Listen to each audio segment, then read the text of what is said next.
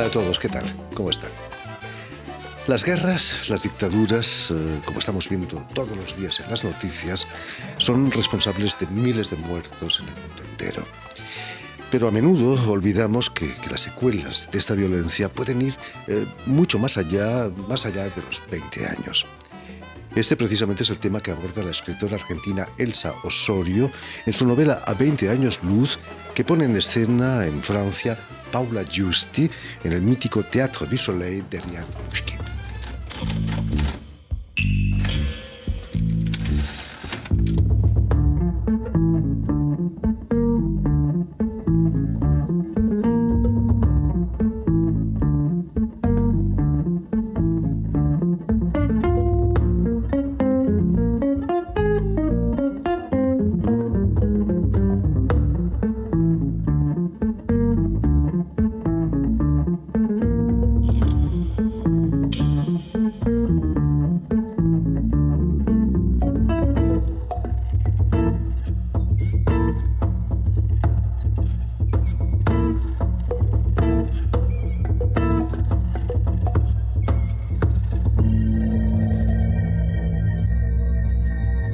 Y precisamente para hablarnos de esta puesta en escena tenemos con nosotros a Paula Giusti. Muy buenas tardes, Paula. Buenas tardes. Y también a Elsa Osorio, a la autora de la novela. Muy buenas tardes, Elsa, también. Buenas tardes, Jordi. Bienvenidas a ambas a Radio Francia Internacional.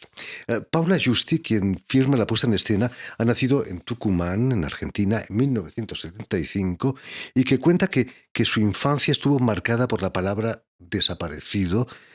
Cuéntanos, ¿qué significaba para ti esa palabra cuando eras niña?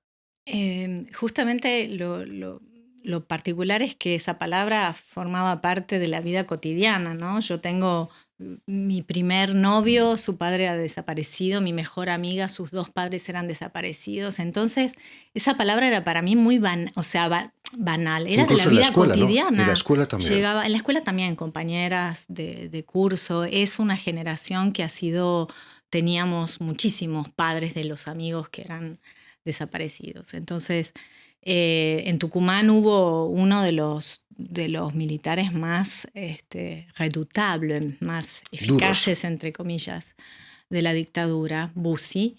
Y justamente yo me vine en Francia cuando él fue elegido democráticamente. Yo había terminado de estudiar y debo confesar que me fui muy feliz. ¿Te fuiste para olvidar quizás más que por razones profesionales? Hay que decir que se vivían situaciones muy desagradables. Hay que imaginarse situaciones de estar en un lugar y estar con tu mejor amiga que tenía a sus padres desaparecidos y escuchar atrocidades de personas que hablan con discursos muy trillados, pero que los militares mismos se ocuparon de taladrar para que esto quedara. Hay que decir que hay relatos muy simples que han sido repetidos, que a la gente le fue entrando, ¿no? Relatos que además daban seguridad a la gente, ¿no? Porque hay que decir que, por ejemplo, el relato, algo habrán hecho, por ejemplo. Era una frase maravillosa para los militares porque era un eslogan que vendía muy bien y que les permitía a ellos, con algo muy simple, dar seguridad a la gente que tenía miedo, pues se vivía un ambiente de miedo, que era el ambiente que ellos querían además infundir, y a su vez dar seguridad: si yo me porto bien no me va a pasar nada. Lo que Pero no era cierto, ¿eh? No era cierto. No, para nada. A 20 años luz es la primera novela de Elsa Osorio, publicada por primera vez en el 98, si no me equivoco. Sí, a fin del 98. Por aquel entonces apenas se hablaba, ¿no?, de los desaparecidos. Me decías que casi no se había iniciado la búsqueda de niños desaparecidos. No, sabíamos, digamos, de los desaparecidos, sí, pero sabíamos con respecto a los niños que las abuelas buscaban a sus nietos, pero no había ningún caso conocido de un niño que pensara: no seré yo hijo de desaparecidos. Entonces yo escribo esta novela cuando estoy en España, y recuerdo que, bueno, en principio voy a imaginarme esta historia, pero después la historia me fue, te diría, arrasando. El personaje de Luz, que es la otra generación, sería el personaje de mis hijos, digamos, me va tomando en su búsqueda y bueno, recuerdo estar escribiendo y que yo tenía como una idea fija, quiero que se sepa que en mi país se robaron niños, ¿no? Y me acuerdo que decía, porque a mí me gusta mucho jugar con el tiempo, digo, tiene que ser algo que lo entienda cualquiera. Y me decía a mí misma, quiero que se entienda en un pueblito de Finlandia, como para decir algo totalmente alejado. Lejos estaba de imaginarme que esto iba a pasar tan rápidamente, porque la novela, cuando sale la novela, primero en España, porque la Argentina, en fin, no quería publicarla, y, y bueno, muy rápidamente se traduce a muchas Al lenguas, finlandés al también, quizás. finlandés también. Entonces, y bueno, entonces finalmente la novela se publica en mi país, pero porque le elige el director de uno de estos grandes grupos que vivía en México, siempre para algún accidente, digamos. Y cuando la fui a presentar, era increíble porque todos me preguntaban, ¿y por qué escribiste eso? Como si fuera, ¿sabes? Algo como rarísimo, ¿no? Como no pudiendo reconocerlo. Y ahí yo me di cuenta que era muy transgresivo en mi país, ¿no? Y hasta, bueno, después hubo un error, digamos, de, como dijeron ellos, administrativo, y el libro se levantó de las librerías que estaba en una editorial importante, Mondadori, en ese momento, y no volvió a salir hasta, digamos, con otro grupo, hasta esta edición que tienes ahí, la de. Curioso error, ¿no? Administrativo. Sí, sí, curioso. Además, todo un disparate, ¿no? Pero me acuerdo, fíjate que cuando salió, eh, em, en una de las notas, porque cuando uno quiere promocionar un libro, dice, bueno, una novela, todo lo que este libro pone una librería, todo lo que este libro cuenta es mentira, cosa que, bueno, la novela es mentira. No, fue muy emocionante para mí porque conocí, ella, antes de que yo vivía en España, fui a la Argentina y me fue a buscar una chica que había encontrado su identidad, entonces hablar con ella. Y ella me decía, ¿cómo sabés? ¿Viste? ¿Cómo sabés que cosas que yo contaba en la novela, pero que obviamente no sabía? Y a partir de eso, imagínate, muchísimos jóvenes se han buscado a sí mismos. Hoy la historia es muy diferente, Fue un ¿no? verdadero motor la publicación de tu novela Sí, para la la, búsqueda la- la verdad que de identidades. fue muy impresionante, ¿no? Claro, porque también hay que animarse a buscar la identidad, ¿eh? Es duro No para es estos fácil. chicos. Paula, ¿qué supuso para ti la lectura de la novela de Elsa Osorio? ¿Te preguntaste cómo reaccionarías si un día descubres que tú no eres hija de tus padres? En primer lugar, que me transportó a ese momento de la adolescencia en que creo que no hay tucumano de mi edad y de mi generación que no se haya cuestionado. Yo no sería adoptado, pero bueno, por supuesto que había cosas que desterraban esta idea rápidamente de mi cabeza, pero me remonté a ese momento de haberme preguntado. Yo me acuerdo, yo y mi hermana, a quien le pasé el libro inmediatamente, nos la pasamos llorando en un sillón. Realmente, llorando desde el comienzo del libro, sin parar, como una especie de, creo, de catarsis, tal vez de una especie de culpa, de qué sé yo, de haberme ido, de haber hablado de muchos temas y nunca haber asumido de contar algo así tan importante de Argentina.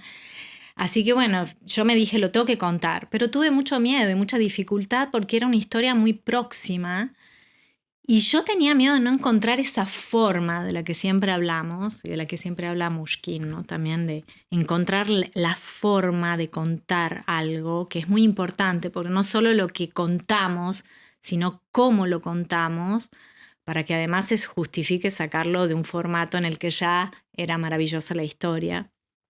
Poder aportar algo o poder yo decir algo con eso. Y era, bueno, tuve muchas ganas de contar en Francia esta historia, que además los actores de la compañía franceses me decían, y no se conoce, no te creas que se conoce tanto como es para vos, porque yo pensaba, bueno, ahora ya se habla mucho de esto ya a lo mejor la gente lo sabe, y ellos me decían, no se sabe en Francia. Fueron grandes motores los chicos, los actores franceses, además súper comprometidos con esto. Y bueno, eso fue muy también... Quizás lo peor de las atrocidades de esta historia sea la mentira, ¿no? Fue una de las peores atrocidades de la dictadura. Mintieron en muchos terrenos, ¿no? Sí, En los vuelos donde lanzaban la sí, gente por al supuesto. Pacífico.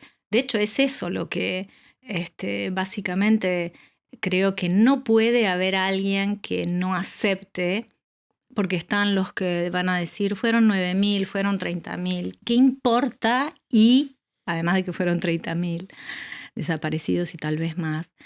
Pero es el método, es decir, las metodologías, por favor. Un pueblo no puede confiar en un Estado que emplee esos métodos, ¿no? Terrible. Hay que destacar también el arduo trabajo de las abuelas de la Plaza de Mayo, de Estela de Carlotto, gracias a quienes se han podido recuperar 130 niños desaparecidos de los 500 que todavía quedan, más de casi 400 por encontrar, ¿no? A lo mejor hay gente que no quiere saberlo, ¿no? Elsa, has trabajado sobre eso también. Sí, es difícil, pero al mismo tiempo el trabajo social, eh, digamos que ha sido muy importante en el sentido de que al principio, como te digo, cuando mi novela salió y hablaba de esto, mucha gente me decía, bueno, pero ¿para qué saberlo si total los padres están desaparecidos? Un dolor. Bueno, por supuesto hay que saberlo porque hay que saber quién es uno, esto es algo importantísimo. Pero ahora, que ya son, imagínate, son adultos, son grandes, y a veces pasa o es en algún momento la novia, ¿sabes? O el novio, digamos, alguien que se anima, ya hay gente con hijos y que quiere decirle a sus hijos quién realmente era, ¿no? Por supuesto que son víctimas dos veces, en el sentido de en su momento y después porque el amor y el odio no es ellos han querido, son historias traumáticas, pero en general yo he hablado con muchos de estos nietos y realmente es muy importante. Es muy importante haber Saber. llegado a la verdad, porque además cuando a veces me ha ocurrido, sobre todo en otros países, de preguntarme, ¿y por qué lo hacían? Yo no tengo una respuesta, porque una mujer que miente con su propio cuerpo, que le dice yo estuve embarazada, estuve adentro, es que hay que estar loco. Pero esto no hay que olvidar que fue un plan sistemático. Es decir, que había en los campos de detención, en algunos había lugares donde las mujeres las tenían ahí para parir y se iba a elegir como si fuera, no sé, un vivero, digamos, o sea, es realmente monstruoso, Una fue un plan pesadilla. sistemático. Terrible. Y hoy en ese sentido se ha ganado, pero tenemos algunos problemas ahora, ¿no? Porque hay gente que quiere reivindicar este periodo de la dictadura en su ideología, muy cercano ahora, en próximas elecciones, ¿no? Y eso sería un drama porque la sociedad ha evolucionado en el sistema, en el sentido de la verdad. Hoy es rara una persona que no se alegra si se encontró un nieto, Por supuesto que no.